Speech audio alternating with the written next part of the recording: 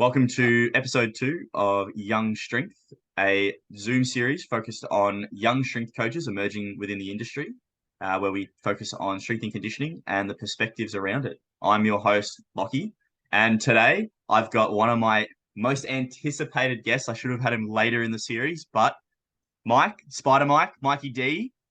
How you going, mate? What's up, man? How you doing? Man, I'm good. Hey, as we always do, I'd love the guests to kind of give a little bit of a brief introduction of themselves. So, mate, fire away. Man, thanks for having me.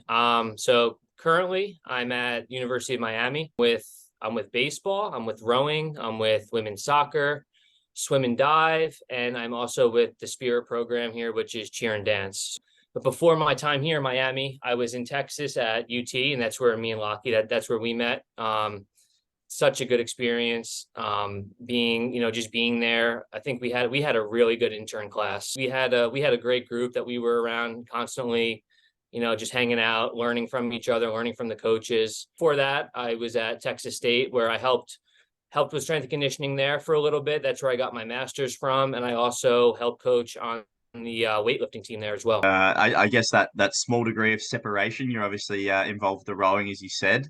How's Mim doing? For everyone that doesn't know, there's a girl at Miami that I actually went to high school with, and Mike's coaching her. So yeah, Yeah. how's Mim? Dude, when I told her that I knew you, you should have seen her face. Like, lit up, man. Like, it was like she couldn't believe that. Like, I was like, I talk to Lockie on like a daily basis, like literally a daily basis. We Snapchat every single day. Yeah, Um, yeah, she's great, man. Like, I love her, like her energy, her personality, like super easy to talk to. Like, such a just good person, just a very good person. And she works hard. So it's great. Row starts back up actually this week. So I'll see her early. They're going to be lifting in the morning this semester. So hey, well, you're no stranger to the early morning wake ups, but hey, good. let's get into some questions, mate. Number Sure. one that I ask all my guests, the why, mate. Why'd you get into this industry? Initially my why, I grew up playing sports. Baseball was the sport that I loved and I stuck with as I got older. I was able to play a little bit in college until I hurt my shoulder. After I got hurt, I went through the whole rehab process, and towards the end of my rehab, I would say it started to look more like strength training. And then as my rehab started becoming more like strength based, I kind of got like addicted to it, honestly. I got addicted to like getting stronger, feeling better. And then from there, I kind of realized like if I'm not going to be able to play a sport, this is probably the next best thing, to be able to get involved in stay in athletics and getting into the field. And that's why I started. I will say I feel like my why has evolved a little bit as I've gotten a little bit older. So I think initially my why was I love sports, I love athletics, but as I've been able to coach a little bit more and be more in that role of a coach and mentor toward, to some athletes, I feel like the reason I coach is for the athletes at this point. Like, I love just being in the weight room with them. It's like every single day, like I wake up and like I'm there because I want to be there for them. It's not because I just want to be there because I enjoy the weight room, if that makes sense, Like, I really do. I try to establish relationships with every single one of them in some level. I think some I'm able to a little bit more than others, but overall, I really try to build those relationships with them, and that's why I do it now. That really stems into that next question of, what kind of mindset or attitude do you think that you try and really carry into the weight room? I try to come in there with just good energy, man. I mean, energy is contagious. If you're coming in kind of dragging, or maybe you're tired, that's going to radiate off you, and then you're going to get that same energy back from your athletes. So I try every single day to come in there and just give off something that I want in return, if that makes sense, right? And I love that. I mean, it's just talking about bringing the energy. You're setting the tone there. You're setting that expectation that, is, I think a little unwavering as well, day in, Yeah. day out. I remember like we worked obviously with volleyball in the summer, Yeah. and, there was some early mornings there. I remember the team challenges where we stripped the rack and we had to be on. That I was think great. that was great. Yeah, and that was Remember when we did the ultimate frisbee with the med ball and it turned into kill the man with the ball? oh yeah, that was if you ever want to see some volleyball girls play harder than football players, I reckon just give them a 4 pound med ball. That'll That was awesome. That was so much fun. Yeah, I think Coach Mabe was worried someone was going to get hurt there. No, dude, I think we those all girls, were. man, anytime with those girls, anytime it turns into something competitive, you see it like the Yeah. fierce lion come out in every single one of them. Oh man, how about the cone with Molly and Logan? Dude, unbelievable. Wrestle to the death that was. Literally scratch, clawing, everything, Yeah. everywhere. That was awesome. But hey, that's that attitude that got him to a natty. So, it's win full stop. Carrying through from that attitude though, how important do you feel that our role as the strength coach is when it comes to the success of an individual or a team? I'm going to approach this through a slightly different lens. I think the obvious answer would be like, of course, we can help them get, stronger, faster, and, hopefully help them perform better in their sport. But I think one of the most important roles as a strength coach is the ability to have in like mentorship over these like young adults in a sense, right? You have the ability to help guide them, like, yes, get them stronger in the weight room, but also just turn them into like good quality people. You know what I mean? Like you can, a lot of lessons that are taught in the weight room can transfer over into other areas of life, right? Like you can build those same qualities that you're trying to build in there, like discipline, work ethic, teamwork, all that stuff. And that can all get applied to, them doing better in school or them being, better, just a better person in general. So I think that's huge. Like that's super important. And that's like, that's your main, I would say a main thing that you want to do. But you also, I think, want to develop the individual and also, I think, be able to build an entire team to buy into each other. I think Coach Mabe did an amazing job with that this summer. We saw that with having those girls come in. I think he said half of them were either transfers or freshmen. So I think we knew the talent was there, right? I mean, Mm. the amount that they have on that team is unbelievable.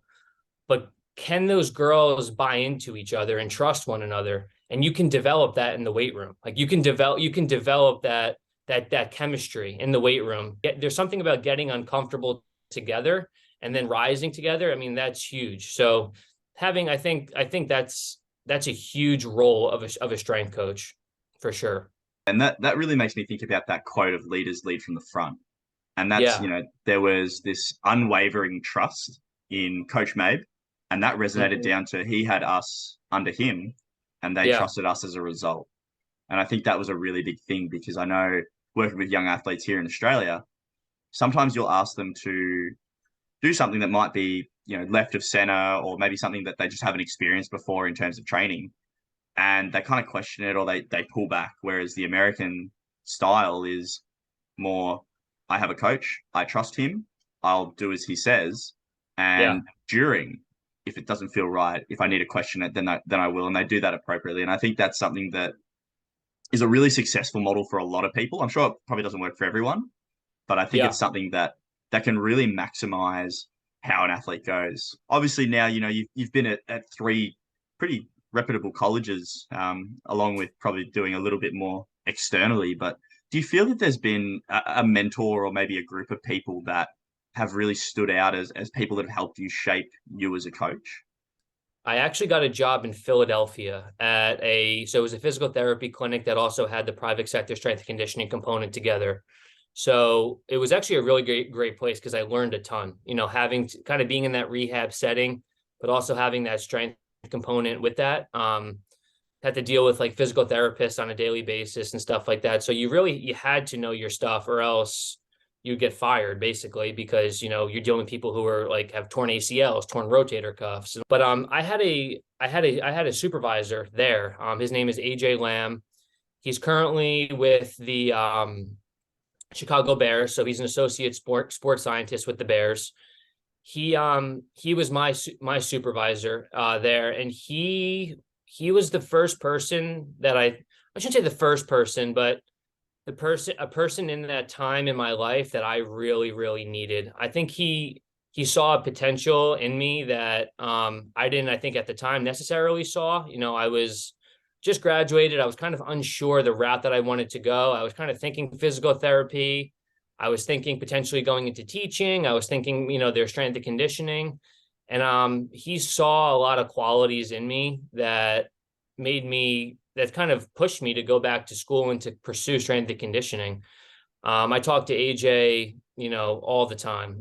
Every couple weeks, I would say we talk to each other, and he was somebody that I will continue to talk to for the rest of my life. So, I mean, he's just been such a good mentor for me, and it's kind of turned into like a friend as well. So, very grateful for him. And then as I've been able to do some of these like elite, do some of these internships at these elite universities, just being around, some of these coaches has been unreal. Coach Mike, I mean, Coach Mike at UT, one of the smartest guys I've ever met in my entire life. He was really able to get me to kind of think differently about things, about really looking at sport and movement versus just looking at like exercises. And that was the first time that it kind of like a light bulb kind of went off and clicked like, wow, I didn't never really thought about it that way before and stuff. So, Coach Mabe, his leadership capabilities, his leadership skills, how he can just, his presence in a room, just being able to be there, be in a room with him, that in itself is a gift. And also, being here in Miami, I help out with Coach Ariana a lot. She was Zach Deacon's GA at TCU. So I'm sure that name everyone knows that name in this industry. So a lot of things that she does, she got from him and learned from him. So, getting that has been awesome. And then also with baseball, the baseball strength and conditioning coach here, he's actually athletic trainer cert, and he was previously the athletic trainer, and then his role changed into strength and conditioning. So to see that and kind of be a part of, being able to ask questions and see like how he programs, having his background in athletic training, and then kind of transitioning to strength and conditioning, it's been awesome, man. I mean, I feel I'm pretty blessed with the amount that I've been able to be around, I guess. Love that. I mean, dialing back to obviously like Coach Mike and Coach Mabe at UT, you've got this really polarizing view of a cathartic thought process, and then a little bit more of that nurturing, holistic approach from Donnie. And that's Yeah. obviously the difference in, I think Donnie's twice Mike's age. I shouldn't say that because I feel like he'll get upset. I'll get a message from Donnie that, hey, I'm not that old. But yeah, even so with Miami, where you've got more of an experience base, where you've got someone who was a physical therapist in experience and then transitions into strength and conditioning, it brings such a different perspective from obviously like Coach Ariana that worked under Zach and looked more from that practical application side. It Yeah. it really shows, that the side of strength and conditioning that's right and wrong. There is no real right. There is no real wrong. It's best case It's scenario. It's the information present. that's what I'd always try and ask myself, what's the best way? What's the best way to do something? What's it really? It's like, what's the best for your given situation? What do your athletes need? What equipment do you have access to? All this, you have all these different things that you need to consider when it's like, and every coach that I've been with does things completely different too. So it's like, I think it's just it's understanding that. And I think as a younger coach, it's not always necessarily this black and white kind of thing, right? It's there's this gray area that you need to understand. And I think that's hard when you're younger because you think you're always kind of looking for the best way or the best, the right thing to do. When I think it's coming back to what are you trying to accomplish and what's the best thing for your given situation. Yeah. And it's not linear. I think that's something that everyone Oh, thinks that it's this set path of, yeah. you finish high school, you get a degree, you get a job, and you just kind of work your way up from there. And it's like, I've been in and out of jobs, and I think my focus within those time periods has always been I need a coach. Like if this is what I want my career to be, I need to coach to some capacity, whether it be with a youth group, whether it be with a semi-professional team, a professional team, because it just keeps it Yeah. relevant and it keeps new stimulus and it keeps it variable. And I think everyone goes, oh, well, I'm not with the NFL at 28 years old, so I'm a crap coach. And it's like, Yeah. well, I remember, I think Coach Martin mentioned to us one day that, the first female strength coach in baseball didn't get that till she was like 32. And she'd Yeah. worked with, Division One NCAA, she went to D3, she went private. And I think it's just something that if you're passionate about this industry and you're in it for the right reasons, wherever you're coaching, you're going to be passionate about it and see some form of tangible improvement, even if it's not in the weight room. I I agree think, with you. 100% agree. yeah, and Yeah. it tails back to that mindset that you said of, it's not just about instilling success in training. We're trying to shape people to be better versions of themselves and keep them accountable. So, I think like that's why we obviously have these discussions where it opens the door for young coaches to explore those options and be vocal. So, I think it's fantastic. But mate, 2023, Yeah. what's the goals? So after this semester, so in May, I'm going to be kind of in the market to look for a full-time job. So that's kind of my next step is to try and find an actual full-time paid position. I feel like I'm in a very good position to get a full-time job. I would love to be in a team setting. One, relate to the athletes. Two, such good response from working with teams that it's something that I feel like I can definitely do for sure.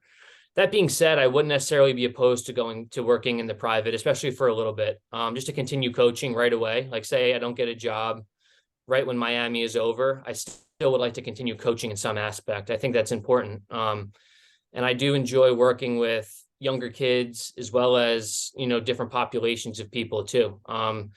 So we'll see. Obviously the goal would be to be in like, Power Five school somewhere, being a strength coach. Baseball, I do have a baseball background. If I can get involved in some sort of program, some sort of baseball program, that would be great. But I will say, man, the more I work with female athletes, the more I enjoy it. I get such a good response from them too, that I feel like I would have no problem working with only female sports either. So Mm. that's something that's been good for me to realize that I can definitely do too. So Having worked with you and, just I think keeping that rapport, I don't see why someone wouldn't take you as a perfect thank candidate. you, man. Oh man, it's That's, exciting to see. But hey, yeah. the fun part, a little bit of rapid fire questions for you. Uh-oh. Here we go. Uh-oh. There might be one or two on here that I didn't put, but hey, let's find out. All right. Number one, definitely not on the sheet. Uh, Spider bites or ant bites? Spider bites, man. Yeah. Spider bites. I've got to tell the story. It's like it wouldn't be an interview with Spider Mike without telling the Spider Mike origin. It's true, man. You got to give the background. Man, so what was it? Summer workouts. We're out in the pit at UT. Girls are doing a sand workout. It's early morning. I think I'm just standing there watching. And you come up to me and you go, "Hey man, someone's bit me on my leg. I don't think this is right." And it's, I look down at your leg and you've got all these welts going up your leg, and I'm going, "Oh man, you gotta go to Coach Mabe. You gotta tell him." You walk up, and I remember like there's music blare, and I can't actually hear what you're saying to him, but I just see like Coach Mabe's eyes go down and just go wide, and I Dude, that just, was so oh, good. man, he was just like, "Man, you got to go to medical. You got to get this checked out." Oh, that was a shocking day. It was pretty Dude, funny, he went like total dad mode. He saw my ankle and he was like, "You got to man. get out." He's like, "You got to go. You got to go. He's you Oh, got to you got to get out of here." but That man, was like, so funny. I think like for reference, I'm pretty sure it was an ant bite, but I'm the pretty funny, sure. Well, I'm pretty sure it was. The yeah, spider sounds so much better, man. yeah, we're just like working out in the gym with like Coach Mike, Coach Clint, and just starting to call you Spider Mike, and then It's Coach just Mike stuff. starts calling you Spider Mike. The athletes start calling you Spider Mike. Didn't Coach Ariana call you Spider Mike? A bunch of people here call me Spider Mike. Exactly, man. That's that name's stuck, so that's your It's stuff. origin. Yeah, man. I Um, mean, and they were like, do you want to be called Spider Mike? I'm like, if anyone like that's such a great name because if you say Spider Mike, everybody knows exactly who I am. Like Everybody knows. you say Coach Mike, and there's a million Coach Mikes, right? Yeah, There's only one Spider Mike. So like I'm gonna do absolutely. I'm gonna man, that's I sticking gotta for get life. yeah, absolutely. Your spider mic in my phone, your spider mic on Snapchat. It's stuck. It's done. Love that. All right. Biceps or triceps? Biceps. Facts. Exactly. Dude. All show. Yeah. Florida or Texas? Oh, dude. My dude, there's no better place to live than Miami. 100%. I'm telling you, you have to come here. This place is unbelievable. Like, don't get me wrong, I love Austin. Austin is a really cool city, but my like living in Miami, and I fit in Miami pretty well too. That's the other thing. I feel like this is a very good fit for me. So Yeah. I would Oh, say I would have to pick living in Miami. Yeah. for sure, man. Hey, we're running on the clock here on Zoom, but I'm gonna finish Okay. with this one real quick. I'm gonna quickly say thank you to everyone for watching because I feel like the Zoom's gonna cut out and I'm terrible at editing. Shorts or tights or both? Tights. Dude, Tights. that's my signature. Exactly, mate. It's Absolute iconic, tights. Definitely tights. mate. Exactly. Hey, thank you so much for coming on the show, man. I appreciate it so